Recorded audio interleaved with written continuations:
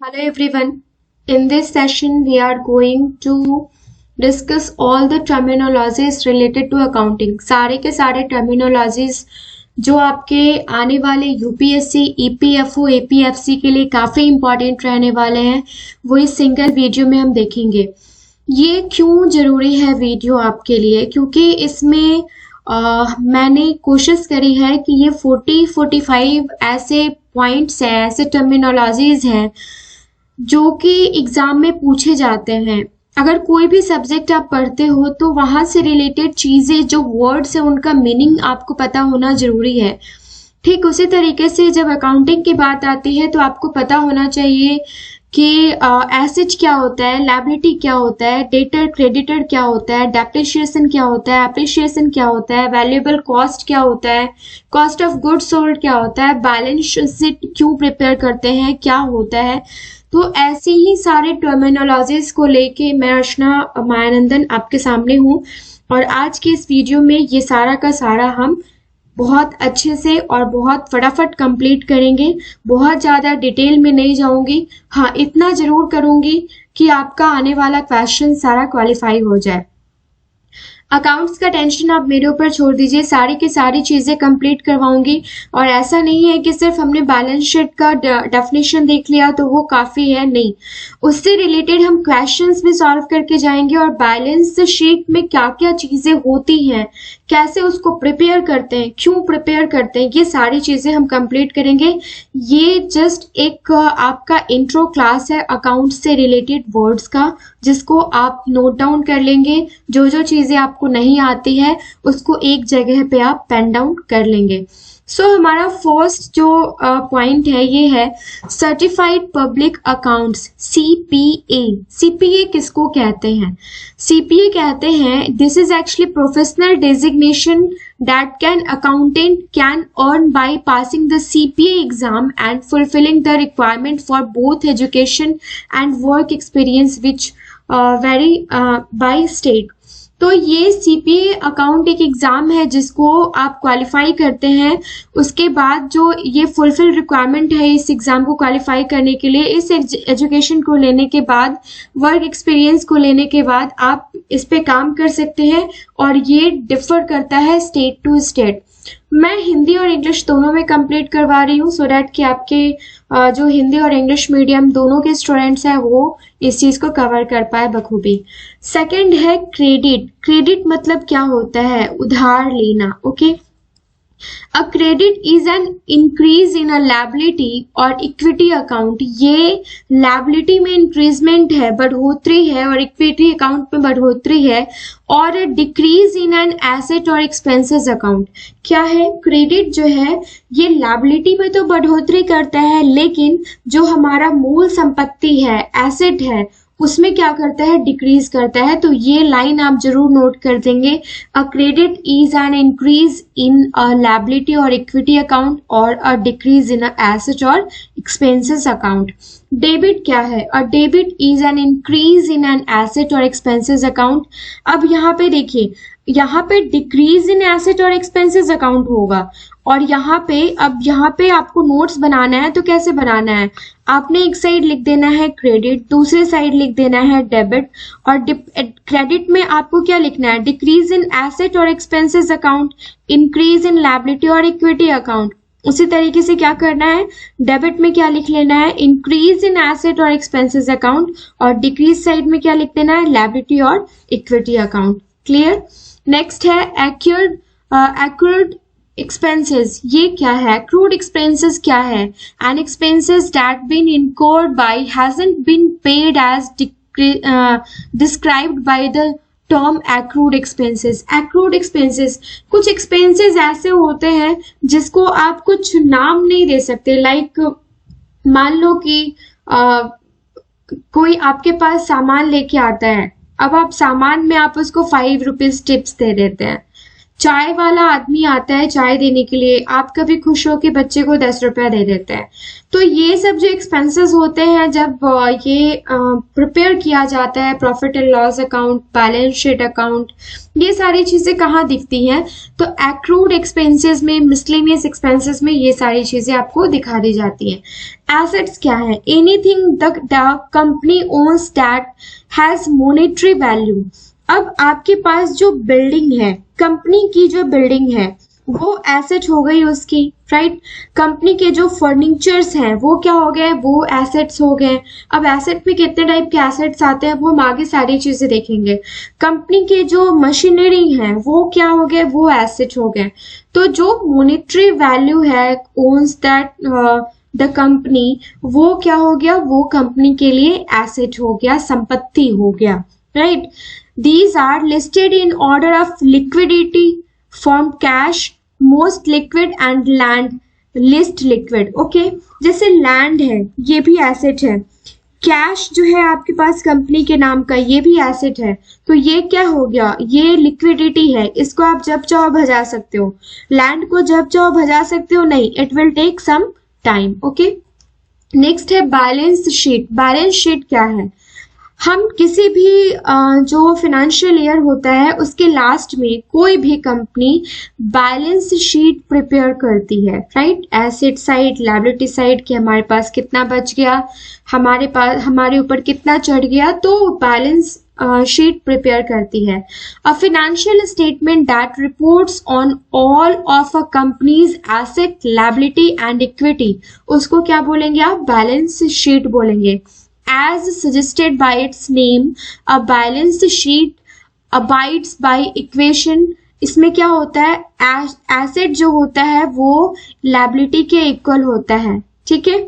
तो ये आपको यहाँ पे बैलेंस शीट का आपने देख लिया। कॉस्ट ऑफ गुड सोल्ड क्या होता है? COGS, cost of goods sold. इसका डेफिनेशन के साथ साथ फुल फॉर्म भी कभी कभी पूछ लिया जाता है। कॉस्ट ऑफ गुड सोल्ड का मतलब क्या होता है? Expenses that directly related to the creation of product और service. Not included in this category are those cost that are needed to run the business. Okay, an example क्या है आपका? would be the cost of materials or direct labor or provide services। ऐसे नहीं समझते हैं। Suppose मेरे पास एक pen है, मैं इस पेन को बनाने के लिए 2 रुपीज का मटेरियल यूज करती हूँ। इस पेन को बनाने के लिए 2 रुपीज मेरा लेबर कॉस्ट है और 0.5 जो है ये मेरा फैक्ट्री कॉस्ट है। तो ये पेन जो है ये टोटल बनाने में कितना पैसा खर्च हुआ? तो ये 4.5 खर्च हुआ, प्लस में 0.5 जो है ये मेरा क्या खर्च है? सेल्स कॉस्ट है, लेबर कॉस्ट है, या आप इसको यूं कह लीजिए कि मार्केट तक ले जाने का ये कॉस्ट है। तो टोटल मेरा क्या हो गया?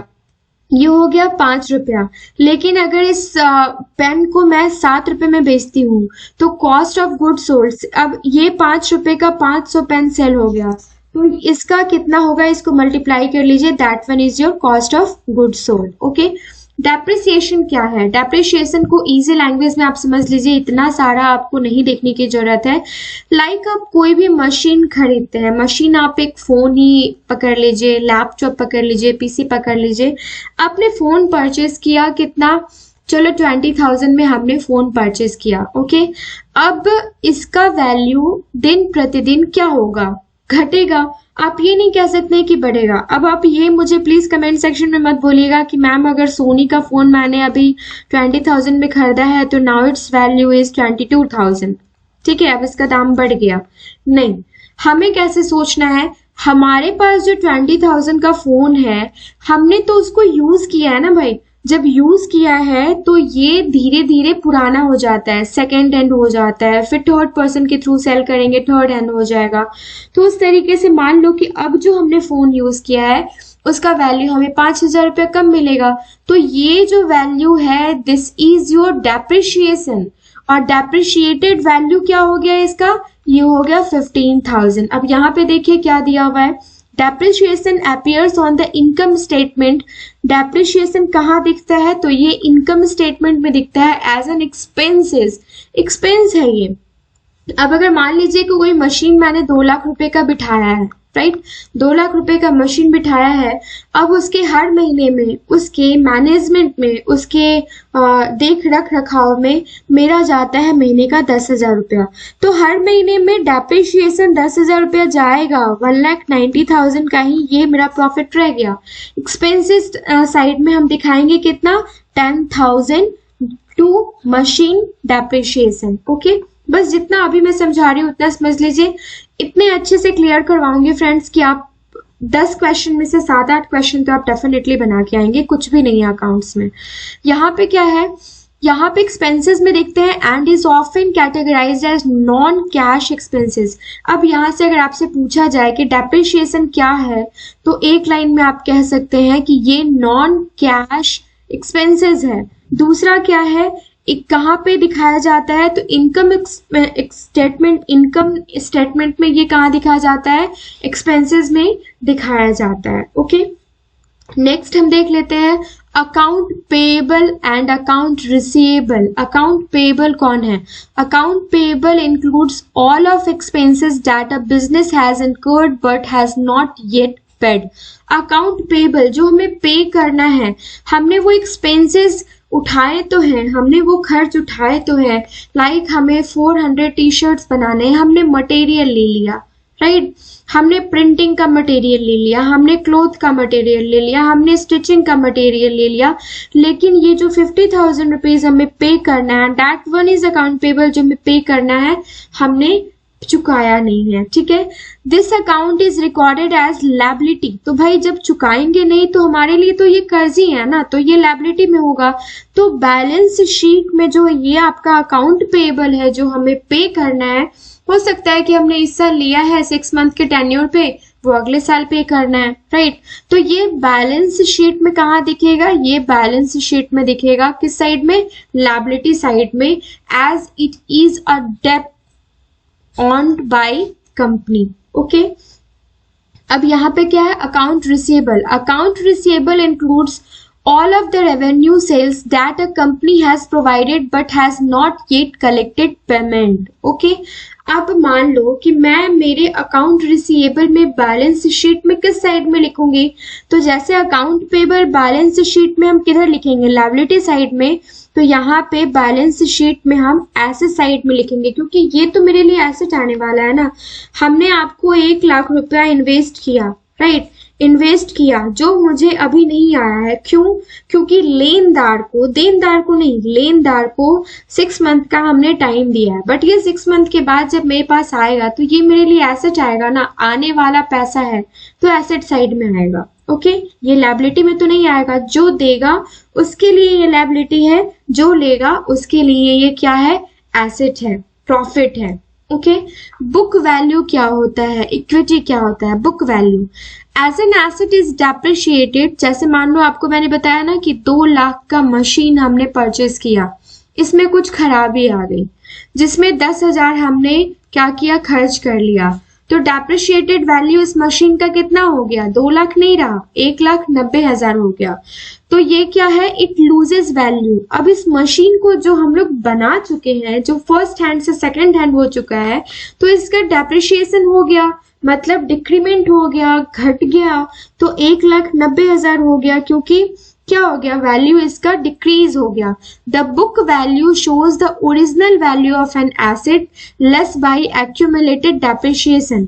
अब ये बुक वैल्यू क्या हो गया, ओरिजिनल वैल्यू क्या था, 2 लाख था, और जो ये आपका एक्यूमुलेटेड लेस जो है वो कितना है, 10,000 है, एक्यूमुलेटेड डेप्रिशिएशन है ये, ठीक है। आपको समझ में आ गया, ये 2 लाख, 10 लाख और इसमें से माइनस करेंगे तो 1,90,000 वाला फंडा। आई होप सो आपको समझ में आ गया होगा। इक्विटी क्या है, equity denotes the value left over after liability have been removed. Recall the equation. Asset क्या होता है, ये फॉर्मूला आपसे पूछा जाता है, asset is equal to liability plus equity. If you take your asset and subtract your liability, you are left with equity।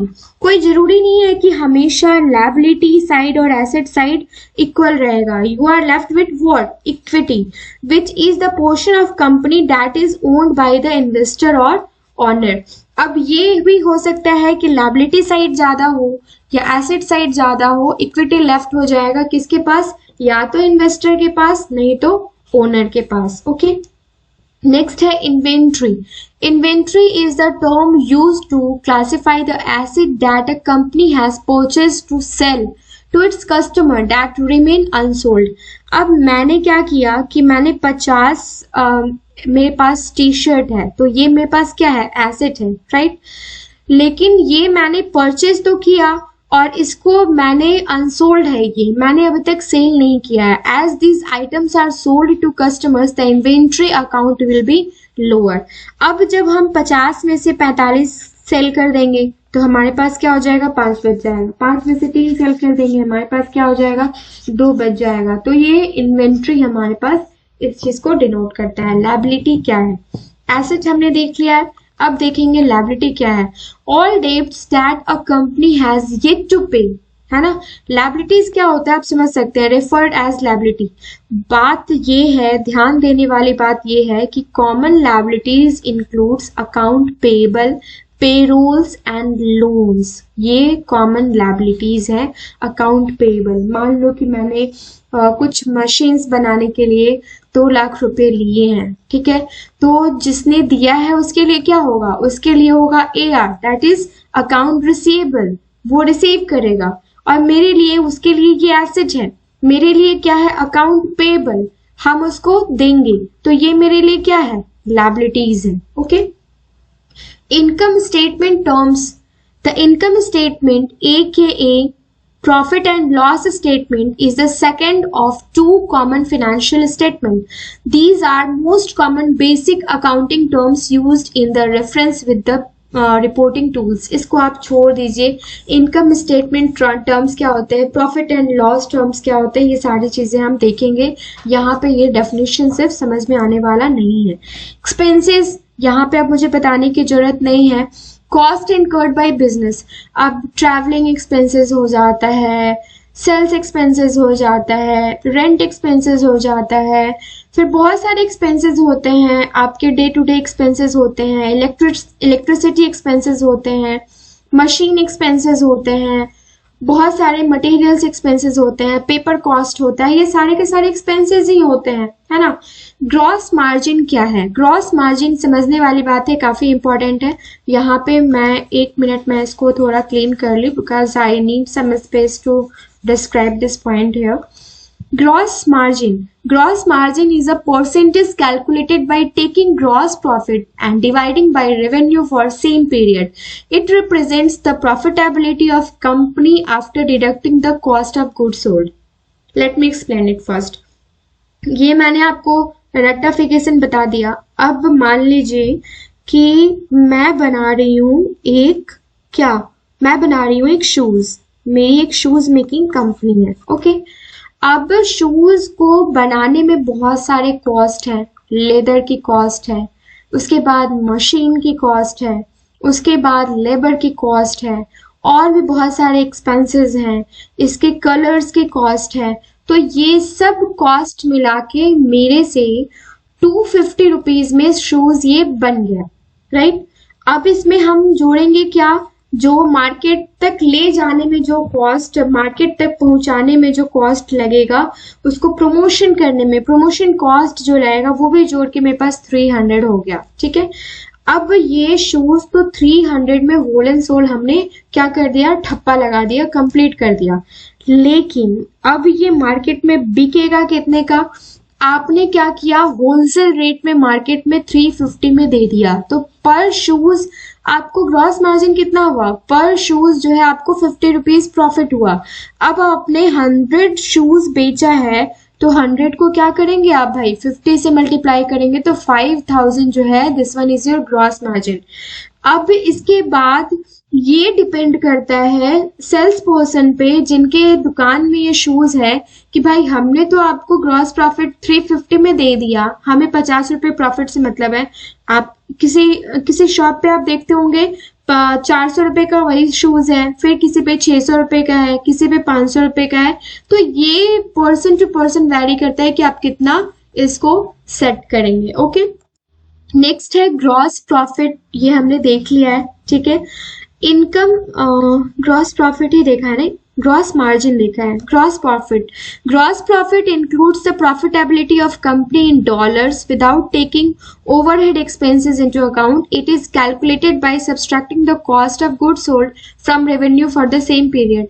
भाई जो जितना cost of goods sold, sell करने में हमें कितना पैसा लगा, उसके बाद उस बीच में, अब जैसे मान लीजिए कि मैंने 450 में कोई भी चीज खरीदा है और आपको दे दिया 570 रुपए में, ठीक है, तो मेरे पास 120 का, तो ये मेरा ग्रॉस प्रॉफिट हो गया ना। तो यही यहाँ पे कह रहा है। Income statement, profit and loss, IS and PL statement, income statement और प्रॉफिट एंड लॉस स्टेटमेंट। तो इनकम स्टेटमेंट को प्रॉफिट एंड लॉस स्टेटमेंट भी कहते हैं। The income statement often refer to as a profit and loss statement, that is PL statement is financial statement that shows the revenue, expenses and profit over the given time period. Revenue earned is shown as the top of report and various cost expenses are subtracted from it until all costs are accrued. अब ये आपको मोटा मोटी ये समझना है कि profit and loss statement में जो भी प्रॉफिट हुआ और जो भी लॉस हुआ वो लिखा जाता है, ठीक है, माइनस करके लिखा जाता है। PL statement, profit and loss statement कैसे प्रिपेयर करते हैं, क्या डिफरेंस होता है दोनों में, ये सारी चीजें हम 1 बाय 1 करेंगे। जस्ट मैं आपको, अगर मान लो आपको मैं मेरी फैमिली में लेके आती हूँ, तो मैं मेरी फैमिली का हिस्ट्री बताऊं, मेरी फैमिली में किसको कितना प्रॉफिट होता है, किसको कितना लॉस होता है, किसको कौन सी बीमारी है। तो अगर मैं आपको बिठा के बोलूं कि भाई मेरे राम को इतनी बीमारी है, श्याम को इतने प्रॉफिट है और मोहन को इतने लॉस है, तो आप समझ पाओगे? नहीं समझ पाओगे, आपको उससे इंटरेस्ट ही नहीं आएगा। लाइक आपको पहले मैं मेरी फैमिली मेंबर से इंट्रोड्यूस तो करवाऊं कि हाँ this one is Ram, this one is Shyam and he is Mohan, तो फिर 1 बाय 1 आप इन चीजों में इंटरेस्टेड होंगे। वरना तो ऐसा लगेगा ख्याली पुलाव बना रही हूँ, मैं किसी के बारे में बोल रही हूँ, कुत्ते की माफी भौंक रही हूँ, आप सुन रहे हैं, ठीक है। तो ये सारी चीजें हमारी हो जाती है। नेक्स्ट यहाँ पे बस हम डेफिनेशन आपको बता रहे हैं, 1 बाय 1 सारी चीजों को बताएंगे, डोंट वरी अबाउट दैट। अब यहाँ पे क्या है, नेट इनकम। नेट इनकम क्या होता है? Net income is a dollar amount that is earned in profit. It is calculated by taking revenue and subtracting dollar. आप हटा दीजिए तो भी चलेगा, it is not necessary word here, okay. यहाँ पे क्या है, it is calculated by taking revenue and subtracting all of the expenses in given period, calculating including COGS, overhead, depreciation and taxes. Net income क्या है हमारा? Net income is like, मान लो कि मैंने कोई सामान मंगवाया, ठीक है। अब कोई सामान जो 200 रुपए का सामान था, उस सामान को मैंने मंगवाया, तो मेरे को 10 रुपया देना पड़ा, इसका फ्रेट भाड़ा देना पड़ा, 10 रुपया देना पड़ा, जो सामान मेरे पास भिजवाया उसको पैकिंग चार्जेस देना पड़ा। ये सारे चार्जेस ले लेके मेरे पास 220 में आ गए और मैंने इसको सेल कर दिया 240 में। तो ये जो 20 रुपया बीच का प्रॉफिट है, ये मेरा हर जगह नेट इनकम होगा। Net margin we have discussed already. Next है हमारा रेवेन्यू सेल्स, जिसको रेव भी बोलते हैं, काफी इंपॉर्टेंट है। Revenue is any money owned by business. जो मनी बिजनेस अर्न करता है ना, कोई एंटिटी अर्न करता है, उसको रेवेन्यू बोलते हैं। जनरल टर्म्स इसको आप छोड़ दीजिए। अकाउंटिंग पीरियड क्या है? An accounting period is designated in all financial statement, income statement, balance sheet, statement of cash flows. The period communicates the span of time that is reported in the statement. Accounting period क्या है? अभी अप्रैल से लेके 31 मार्च तक जो आपका जाता है किसी भी कंपनी के लिए, तो ये हो जाता है this one is your accounting period. क्योंकि इसमें आप क्या करते हो, प्रॉफिट एंड लॉस भी बनाओगे आप, राइट, इनकम स्टेटमेंट बनाओगे, फिर रेवेन्यू स्टेटमेंट बनाओगे, बैलेंस शीट बनाओगे, बहुत सारी चीजें बनाते हैं, कैश फ्लो करोगे। तो ये जो है आपका, ये अकाउंटिंग पीरियड है। उस बीच में आप सारी चीजें कैलकुलेट करते हो, प्रॉफिट कैलकुलेट करते हो, लॉस कैलकुलेट करते हो, राइट। नेक्स्ट है allocation. The term allocation describes the procedure of assigning funds to various accounts or period. For example, a cost can be allocated over multiple months, like in the case of insurance, or allocated over multiple departments, as it is often done with administrative cost for companies with multiple divisions. Allocation क्या होता है? Shares allocation भी होता है। अभी आपको यहाँ पे एग्जांपल दिया गया इंश्योरेंस का। अलोकेशन लाइक मान लो कि मैंने आपको 100 शेयर्स सेल किए, अभी आपको 1 रुपीज के कॉस्ट पे, तो आपको 100 रुपीज पड़ा, बाद में इसी शेयर का आपका 1000 रुपीज हो गया, तो that one is my allocation cost जो आई हैव टू पे, राइट। बिजनेस और लीगल एंटिटी क्या होता है ये उतना जरूरी नहीं है, आप एक बार वीडियो पॉज करके देख सकते हैं। लीगल एंटिटी हमने देख लिया, अब उसमें आप बिजनेस जोड़ दो तो लीगल जोड़ दो तो उसमें चीजें फर्क नहीं पड़ने वाली। कैश फ्लो क्या होता है? समझने वाली बात है। Cash flow is a term that describes the inflow and outflow of cash in business. The net cash flow for a period of time is found by taking the beginning cash balance sheet and subtracting the ending cash balance. A positive number indicates that more cash flows into the business than out, where the negative number indicates the opposite. Cash flow ज्यादा होना चाहिए। अब बार बार आप देखो कि आप सिर्फ पे ही करते जा रहे हो, इस सामान का इतना पे किया, ये एक्सपेंसेस पे किया, इलेक्ट्रिसिटी एक्सपेंसेस पे किया, फैक्ट्री एक्सपेंसेस पे किया, तो कैश फ्लो जो है वो ज्यादा हो रहा है लेकिन कैश इन जो है वो कम हो रहा है, राइट। तो this will show the negative flow, right. तो यही चीज आपको देखना है कि कैश फ्लो जो आता है, बोलते हैं ना कि गले में कैश आना, गले से कैश जाना, तो बिजनेस में जाता है तो आना भी चाहिए, है ना, सिर्फ जाना नहीं चाहिए। सिर्फ आ जाए तो बात अलग है, ऐसा वैसे होता नहीं। ट्रायल बैलेंस काफी इंपॉर्टेंट है। Trial balance is a listing of all accounts in general ledger. Ledger क्या होता है ये हम आपको बना के दिखाएंगे आगे आने वाले सारे वीडियोस में। With their balance amount either debit और क्रेडिट। डेबिट और क्रेडिट ट्रायल बैलेंस में क्या है, हमें ये दिखाना है बैलेंस शीट से पहले कि क्या हमारे लिए ऊपर क्रेडिट है और क्या हमारे लिए डेबिट है। The total debits must equal the total credits. Credits और डेबिट दोनों इक्वल होना चाहिए। हिंस द बैलेंस जो होता है that one is your trial balance, जो आप दिखाते हैं बाद में। वेरिएबल कॉस्ट हमने देख रखा है। वेरिएबल कॉस्ट यहाँ पे आप देख लेंगे, इतना इंपॉर्टेंट नहीं है। Diversification. Diversification is a method of reducing risk, है ना। अब रोड पे जा रहे हो, ये क्या है, ये जो ब्रेकर है ये क्या है, ये है डाइवर्सिफिकेशन, है ना। तो ये क्या करता है, आपको बोलता है go slow, I am here, right. So आप थोड़ी देर के लिए स्लो हो जाते हैं, टर्न हो जाते हैं। तो diversification is the method of reducing risk. The goal is to allocate capital across a multitude of assets so that the performance of any one asset doesn't dictate the performance of total. Diversification means कि ये हमेशा आप जैसे मान लो कि आपके पास 100 रुपए हैं, राइट। आप 100 रुपए खर्च करते जा रहे हो, रिस्क अपना उठाते जा रहे हो, अब बचा आपके पास सिर्फ 50 रुपीज, राइट। तो हमें बार बार ये दिखाता है कि yes you have only 50 rupees left, सिर्फ 50 रुपए बाकी हैं। अब आपको इन चीजों को ऐसे ऐसे करना चाहिए। तो आपको ये जो खर्च जो करने की प्रतिक्रिया थी, इससे आपको इसने डाइवर्सिफाई कर दिया, राइट।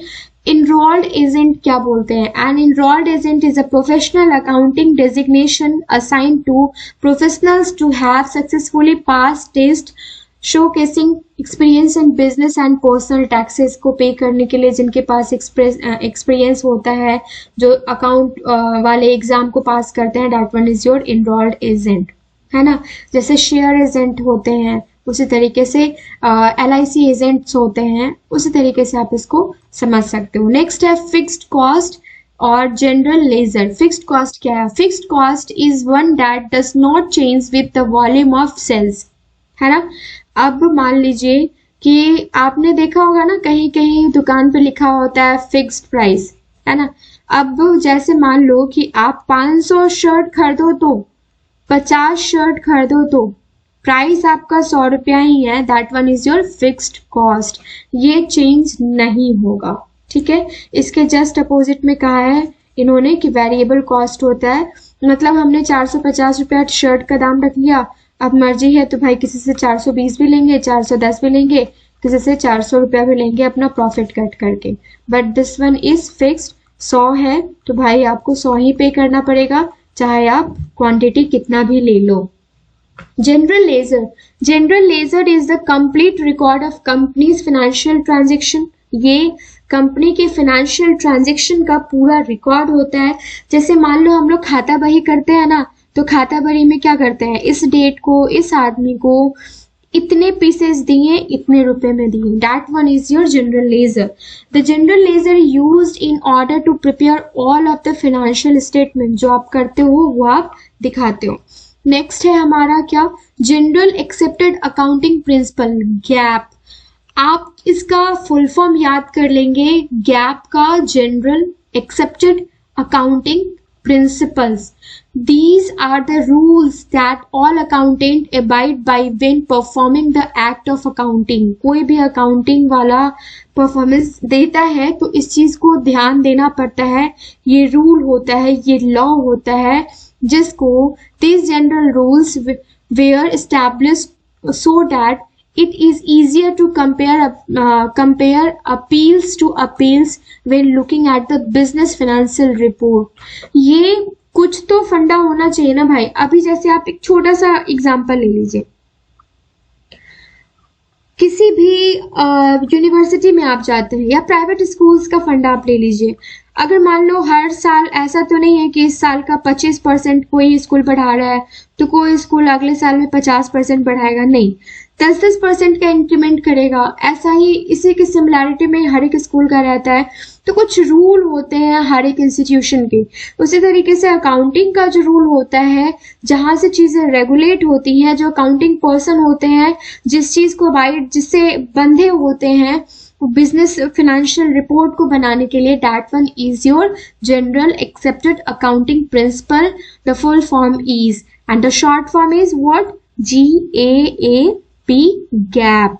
इंटरेस्ट क्या होता है ये बताने की जरूरत नहीं है, हम सबको पता है, भले ही हम कमा न रहे हो। जर्नल एंट्री, ये भी हम जर्नल आपने बता दिया है, वो मैं बता दूंगा। लिक्विडिटी क्या होता है, और term referencing how quickly something can be converted into cash, उसको क्या बोलते हैं, लिक्विडिटी। अब जैसे मान लो आइसक्रीम वाला 100 पीस आइसक्रीम बना के लेके आया, 100 बेच के गया, फटाफट बिक गया। लेकिन अब मान लो कि मैंने 50 मशीन बनाए, ये it is hard to sell, 45 बिका, 5 बाकी है। लिक्विडिटी किसकी ज्यादा है? For example, stocks are more liquid than house. अब फटाफट हाउस तो नहीं सेल होगा, लेकिन स्टॉक सेल हो जाता है। Since you can sell stock turning into cash, तुरंत में कैश आ जाएगा, more quickly than real estate. अब इसमें क्या हो जाएगा, कुछ फंडा लोन का भी होगा, कुछ फंडा कैश का भी होगा, कुछ फंडा चेक का भी होगा। मान लो आपने मुझसे 50,000 रुपये मांगे, है ना, मेरे पास 50,000 रुपये नहीं है, तो मैं क्या करूंगी, मेरे पास बोलूंगी भाई आप मेरे बहुत अच्छे फ्रेंड हो, मैं आपको 10,000 रुपये का गोल्ड दे रही हूँ, यू कैन सेल इट। मैं आपको 10,000 रुपये का चेक दे रही हूँ, आप इसको सेल कर लो। मेरे पास एक स्कूटर है जिसकी वैल्यू 40,000 है, 30,000 में सेल हो जाएगी, सेल कर लो, मिला के 50,000 रुपये निकाल लो। लेकिन ऐसा कोई खरीदता नहीं आजकल। लेकिन ये क्या है, इसमें some time, it will take some time, कुछ टाइम लगेगा। लेकिन आप मुझसे 50,000 रुपये मांगने आए और मैंने आपको 50,000 रुपये दे दी, तो ये क्या है, ये लिक्विड है, तुरंत आ गया, तुरंत में आप कुछ भी खरीद सकते हो, बेच सकते हो। तो ये इन सब चीजों से आप देखिए जिसकी लिक्विडिटी, लिक्विड मतलब एग्जांपल ये रख दो, पानी कैसे फटाफट कहीं भी फैल जाता है, that one is your liquidity. Just give me 1 minute. Now what is material? Material आपको पता है, इसमें आपको बस एक ही चीज याद रखना है कि GAAP requires that all materials consideration must be disclosed. Okay, तो यहाँ पे on credit, on account. On credit क्या है, क्रेडिट पे। ऑन अकाउंट क्या है, purchase that will be paid at further time, but the buyer gets to enjoy the benefits of the purchase immediately.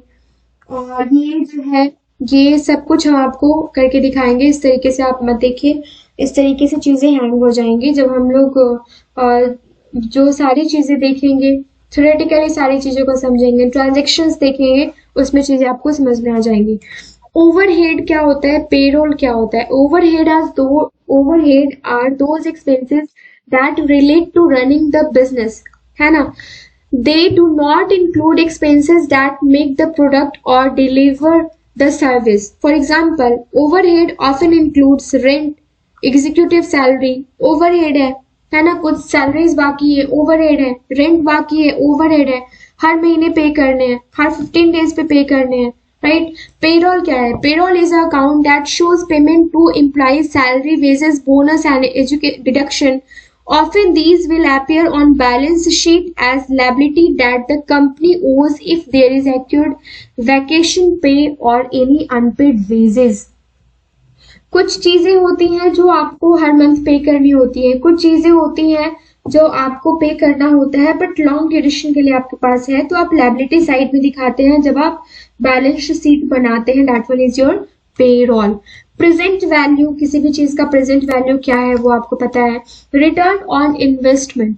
Return on investment क्या है? अब आपने किसी share पे इन्वेस्ट किया 50,000 रुपया और अब उस शेयर का वैल्यू है 70,000 रुपया, तो क्या आपका रिटर्न ऑन इन्वेस्टमेंट 70,000 रुपया होगा? नहीं होगा. ये क्या होगा? ये हो गया 20,000 रुपया हो जाएगा. ठीक है, that one is your return on investment. Receipt क्या है? रिसिप्ट, आप किसी शॉप पे जाते हैं, कुछ भी परचेज करने के लिए जाते हैं. सपोज मैं शॉप पे गई, मेरे को साड़ी परचेज करना है, कॉटन की साड़ी परचेज करनी है, तो बंदा मेरे को रिसिप्ट देगा कि हाँ भाई आपने 450 की या 550 की कॉटन साड़ी परचेज की है, क्वांटिटी कितना है, एक है, सो एंड सो सन से आपने परचेज किया है, इस डेट को परचेज किया है, कितना डिस्काउंट दिया है वो भी लिख देगा, सो डैट कि आप जब उसको एक्सचेंज करने जाओ या चेंज करने जाओ या कुछ भी करने जाओ, तो that receipt is your proof कि हाँ आपने उस शॉप से लिया है. तो यहाँ पे ही ये सारी की सारी चीजें हम कंप्लीट करते हैं. इस 36 मिनट में हमने वो सारे टर्म्स पढ़ लिए हैं जो आने वाले वीडियोस के लिए काफी इंपॉर्टेंट है. अगर मेरी मेहनत पसंद आई हो तो प्लीज एक लाइक जरूर करके जाइएगा, चैनल को सब्सक्राइब कर लीजिएगा, सारे के सारे इंपॉर्टेंट नोटिफिकेशन आपको मिले इसलिए बेल आइकन को जरूर प्रेस कर लीजिएगा. मिलते हैं नेक्स्ट वीडियो में.